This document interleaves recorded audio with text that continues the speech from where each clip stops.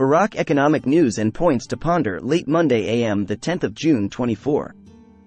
Listen to the full version on the official dinarreport.com website and become our supporter on Patreon.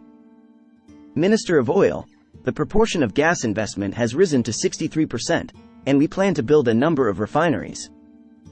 Deputy Prime Minister and Minister of Oil, Hyan Abdul Ghani, confirmed that the proportion of gas investment has risen to 63%, while indicating that the government is planning to build a number of refineries.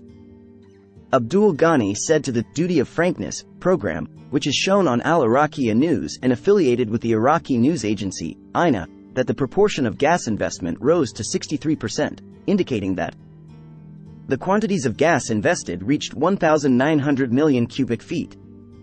He added, 1,000 million cubic feet of gas is burned daily, stressing that gas burning will stop completely for the period from 2028 to 2030.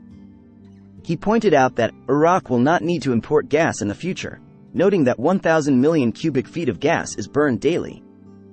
He continued, Iraq's gas reserves are estimated at 140 trillion cubic feet, pointing out that Iraq's gas reserves are estimated at 140 trillion cubic feet, he stated. A refining capacity estimated at 360,000 barrels per day was added during the life of the current government, explaining that Iraq consumes 28 million liters of gasoline per day. He pointed out that Iraq produces 21 million liters of gasoline per day, noting, "We will achieve self-sufficiency in gasoline during the next year." He pointed out that gasoline is subsidized by 50% from the state, stressing that the price of gasoline in Iraq is much lower than in other countries. He explained, "We have achieved self-sufficiency in white oil and gas oil," noting that, for the first time in the history of Iraq, we have achieved self-sufficiency in gas oil.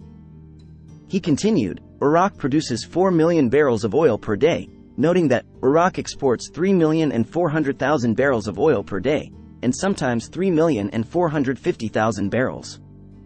He went on to say, "We hope to have multiple outlets for exporting Iraqi oil abroad," pointing out that OPEC decisions are issued in coordination with Iraq. The minister continued, "We are looking for other sources to deliver Iraqi oil to global markets," adding, "We were exporting 400,000 barrels of oil per day through Turkish Ceyhan before it stopped." He stated that we were exporting 400,000 barrels of oil per day through Turkish Ceyhan before it stopped, noting that there is progress in negotiations between the center and the region regarding the Iraqi-Turkish oil pipeline.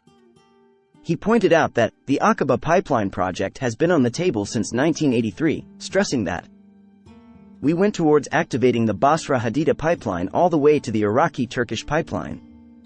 He continued, "We plan to build a number of oil refineries in Nasiriyah, Samawa, and a number of governorates," explaining that the strategic pipeline project will feed the refineries with oil.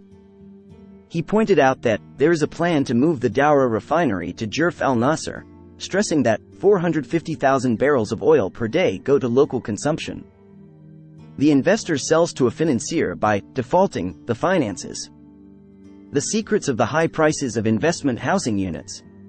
Al Samaria News Economy Today, Sunday, the Parliamentary Investment Committee reviewed the reasons for the dilemma of high prices for investment housing units, which were supposedly created to solve the housing crisis in the country, while indicating that the most prominent reason is that the investor did not obtain a contract with the Ministry of Finance and therefore sold the units to financiers. They can set selling prices without any restrictions. The vice chairman of the committee, Hussein al-Sabari, said in an interview with Al Sumaria News, "There are several reasons behind the rise in the prices of investment housing units, especially in Baghdad, noting that the higher the prices."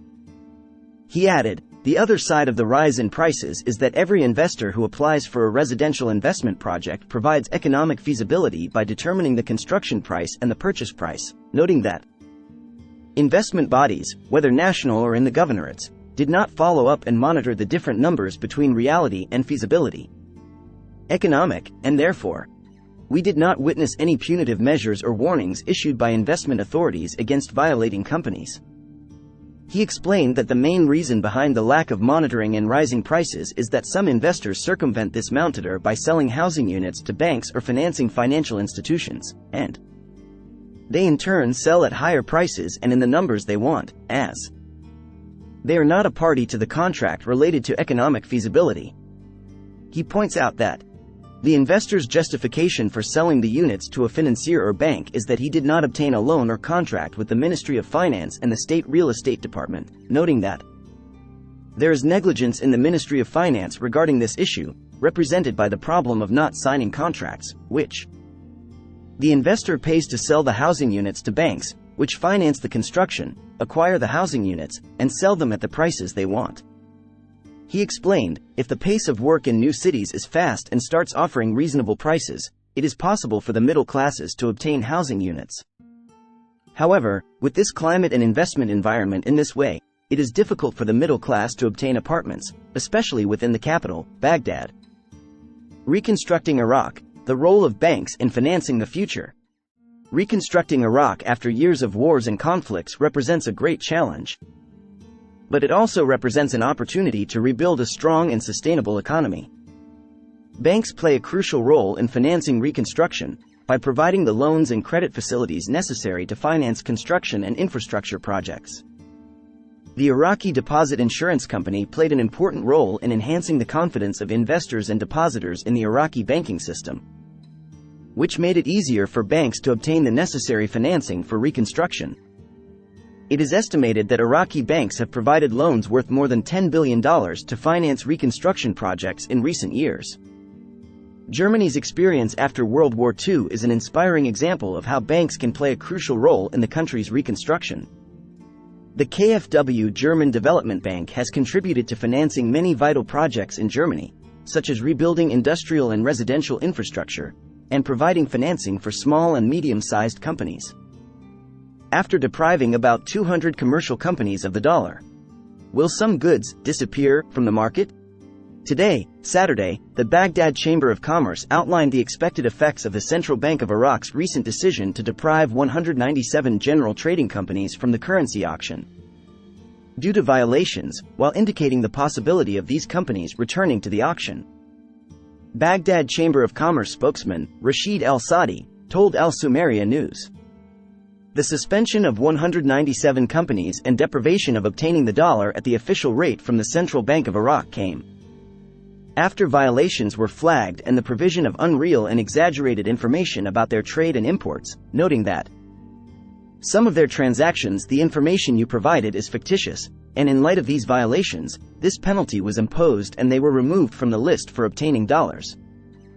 Regarding whether depriving these companies will have expected effects on the market or the possibility of the disappearance of some types of goods and merchandise, especially since these companies are all general trade and cigarette import companies, Al-Sadi said, this number does not represent anything, as there are thousands of companies entering the currency auction for the purpose of obtaining dollars.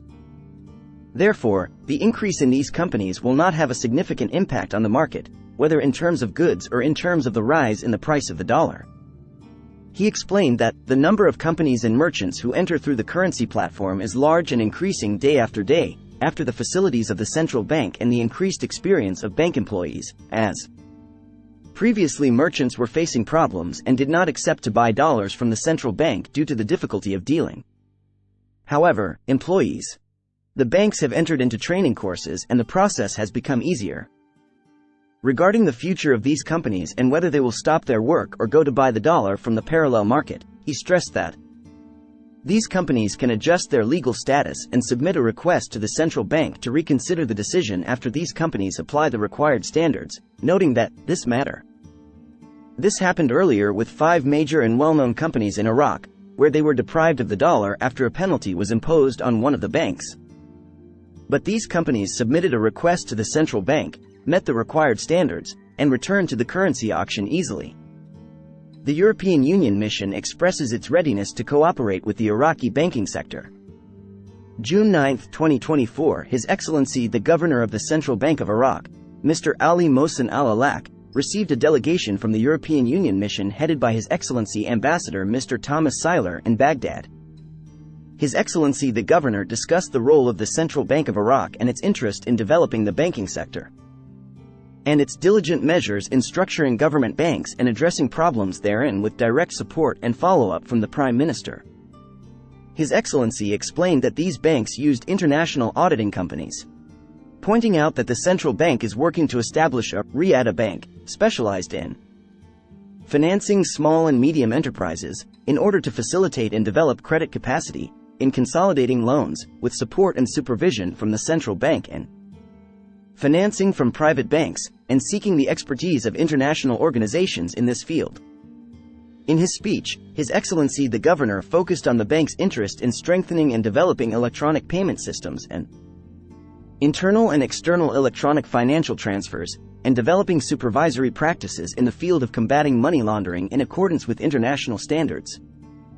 For his part, Mr. Seiler praised the role of the Central Bank of Iraq in the steps it took to develop the banking sector, economic stability, and confront difficulties and challenges, expressing the readiness of the European Union to provide support and joint cooperation in developing systems and expertise for the staff of the Central Bank of Iraq, and to open areas of cooperation with the Iraqi and European banking sectors through official communication methods between them.